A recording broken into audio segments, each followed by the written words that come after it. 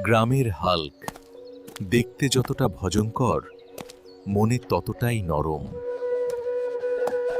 যাকে সবাই ভয় পায়, সেই সর্বচেয়ে বেশি সাহায্য করে মানুষকে। হঠাৎ কেঁদে উঠল একটা ছোট মেয়ে।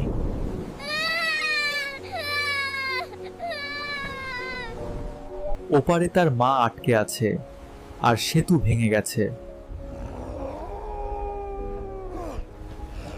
তখন আর শুধু রিকশাওয়ালা নয়, জেগে ওঠে গ্রামের হাল্ক। এক হাতে সেতু, আরেক হাতে মানুষ।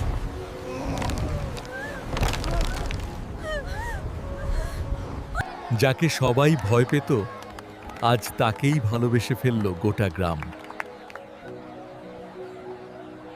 হাল্ক শুধু শক্তিশালী না, সে গ্রামের নিজের মানুষ।